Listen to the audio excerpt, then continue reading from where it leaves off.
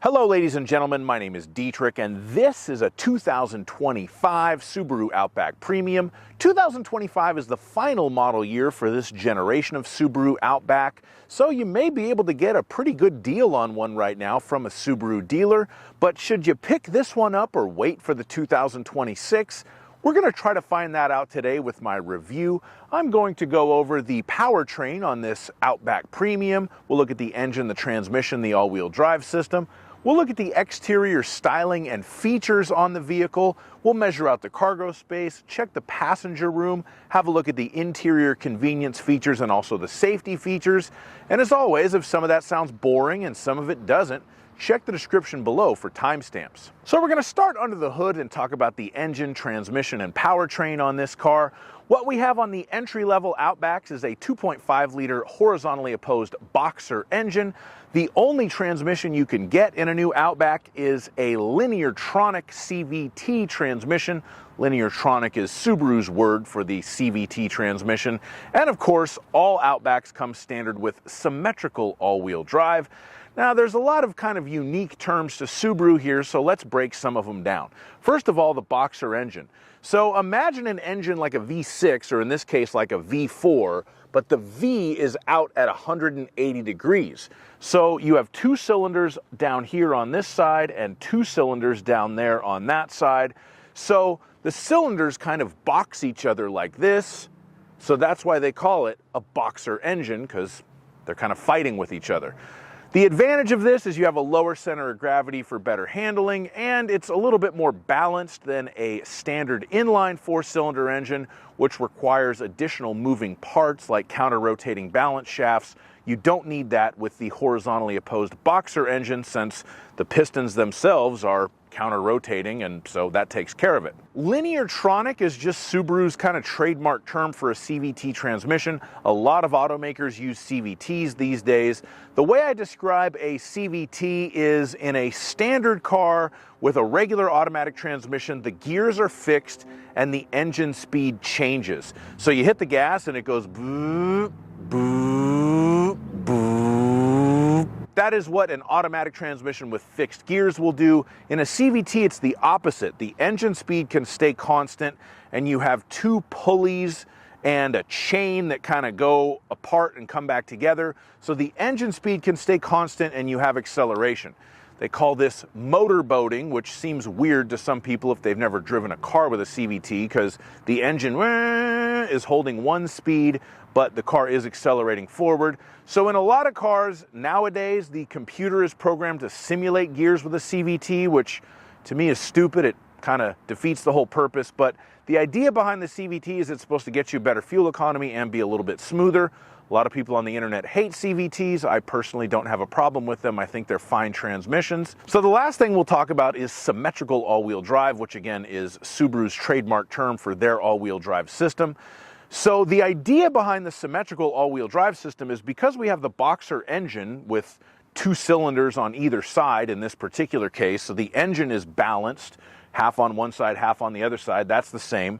And because it's compact, it's mounted longitudinally, so the crankshaft goes directly into the transmission. You don't have a transverse mounted engine that would cause a bunch of different angles to get the power back into the transmission. And you have one drive shaft going through the middle, going to the rear axle, and then you have two half shafts in the front, two half shafts in the rear. So if we took a giant saw and cut this car in half lengthwise, we would have two equal halves mechanically. So that's why it's symmetrical all-wheel drive. You have symmetry between the right side of the car and the left side of the car. This gives you more balanced weight distribution and power distribution, more predictable handling, and it's one of the reasons why Subaru's all-wheel drive systems are so legendary as far as bad weather performance or doing a little bit of light off-roading. Definitely if you're going to be driving in a lot of snow, the Outback is a fantastic choice for that because of its all-wheel drive system and its elevated ground clearance. Now we're going to move on to the exterior styling and features, more so the features, because as ever in Subaru world, form follows function. One thing that they added when they redesigned this Outback in 2020 was the lower rocker panel that's supposed to look like the bottom of a hiking boot from the side. I kind of see it and I kind of don't. For the 2023 model year, they updated the front end to be this very angular, angry, more aggressive looking front grille. You do have LED headlights and LED fog lights, and the LED headlights are steering responsive, so they will move with the steering wheel at night as you go around curves. This is actually a pretty cool feature. It's something that I had on my 2021 Legacy XT Touring, and it's something that a lot of cars actually don't have in this day and age, even more expensive and more technologically advanced ones, but Subaru does make it almost standard across the board at this point, so that's a cool feature to have. Another cool feature that the Outback has, and I think this is still the only vehicle on sale in the United States that has this, is the roof rails. They're kind of retractable, so you can stow them out of the way when you're not using them, and then you can deploy them pretty easily when you need to do some roof rackery. That is a very cool feature, and I'm surprised somebody else hasn't copied it. Even Subaru doesn't put it on their other cars, but it's always something that I've liked about the Outbacks ever since it debuted with the 4th generation. And other than that, the styling kind of is what it is. It looks like a kind of tall, kind of bloated station wagon. And when the Outbacks first came out, it literally was just a Legacy station wagon on a raised heavy-duty suspension. It shared body panels with the Legacy wagon, and for the first 3 generations, that's how it was. For the 4th generation, they put a pump in there and pumped it up a little bit, made it a little bit taller, and it's kind of stayed the same ever since. It's not a bad-looking car, but, you know, people don't usually buy Subarus for styling, except for young girls with the Crosstrek, which I still don't understand to this day, but hey, whatever floats your boat or finds your lost remote. Now we are going to measure out the cargo space, so we'll open the power rear liftgate. Since this is an option package 15, we'll get our laser tape measure and we'll do just that. The length of the rear cargo area in the Subaru Outback from the back of that back seat to the rear of the cargo area is 3 feet and 2 inches. The absolute maximum width from inside of that cubby hole to inside of this cubby hole, and that's a pretty small area, is apparently 5 feet and 2 inches. That seems very wide to me, but I double measured, and that's what the old Bosch came up with. The width at the narrower part in between the wheel wells is 3 feet and 7 inches. And to continue my measurements, I'm going to push this button right here to lift the tonneau cover out. And as you can see, there's a very handy place to stow it underneath the floor. So, just put these pieces back into place and unhook this. And we can continue, the cargo measurements when I put that in there. The height of the interior of the cargo area on the Outback is 2 feet and 7 inches.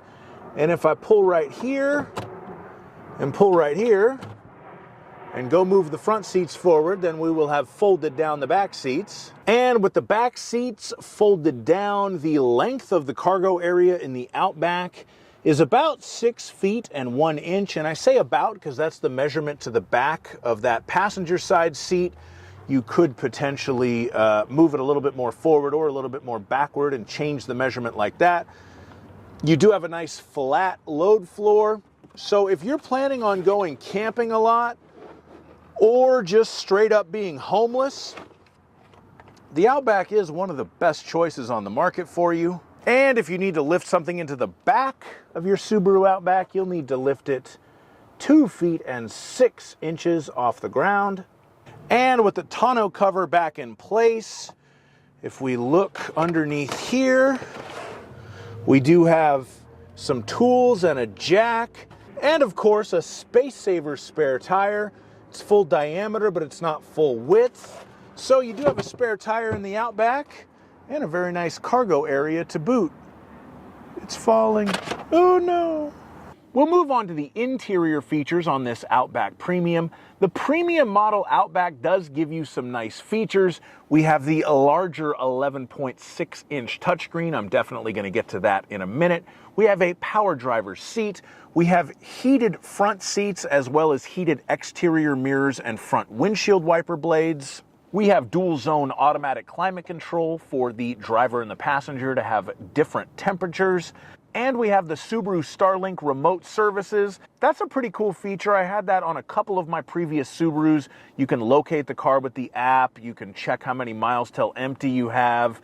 You can make it honk the horn and blink the lights in the parking lot if you can't remember where you parked. So that's kind of a worthwhile thing to have. Now let's talk about this 11.6-inch touchscreen. I was a Subaru salesperson when this first came out, and I actually felt that it was a hindrance to the sales of this particular Outback.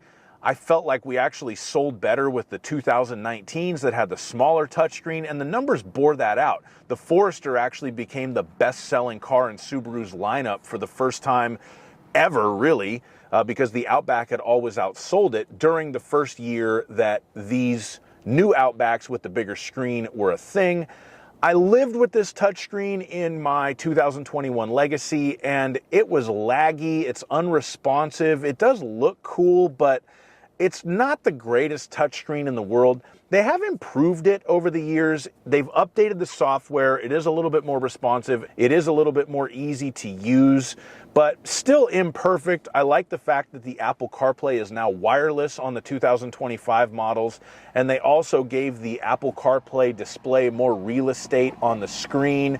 Originally, you only saw it on the top half of the screen, and it was kind of stupid, and now you see it pretty much as big as it can be, so I like that about it. You always have the climate controls down below. That little part of it doesn't change, but overall, it could be better. Hopefully, they'll continue working on the software and the processors and improve this for the next generation Outback, because it'll probably still have the same screen, God knows. I'd also like to point out that this car is equipped with option package 15.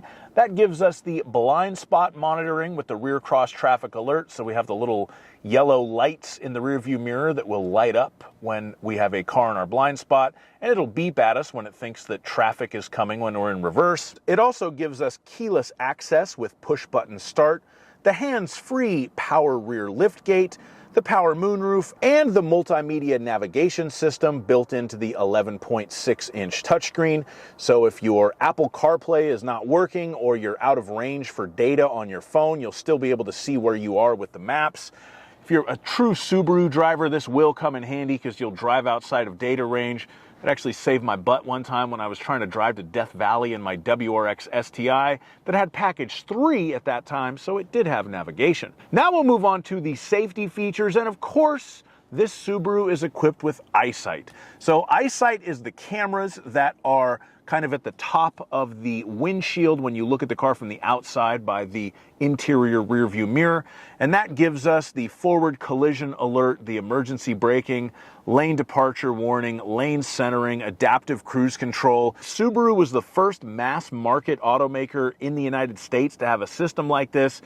They came out with it for the 2013 model year in calendar year of 2012, and this was before you could get anything like it on a Toyota a Honda, a Nissan, a Chevrolet. So Subaru really were pioneers in this active safety market, and it is still one of the best systems you can get according to Consumer Reports testing. Thank you so much for watching my review on this 6th generation Outback. In a weird way, personally, this is kind of a full circle moment for me, because when I very first started getting serious about my YouTube channel, I was working as a Subaru salesperson, and the 6th generation Outback came out during that time period, and some of my very first videos that really started to get traction were videos I made about this car when it was brand new as a 2020 model. At that time, I wasn't even monetized, but I am now. And if you watch my videos or are subscribed to my channel, I greatly appreciate it. Thank you for helping me reach a personal goal, and I'm still striving and working. So if you're not subscribed, please subscribe to my channel. Please give me a like. I'll put a link to my point of view test drive video on this car in the description. And as always, have a great day. Bye-bye.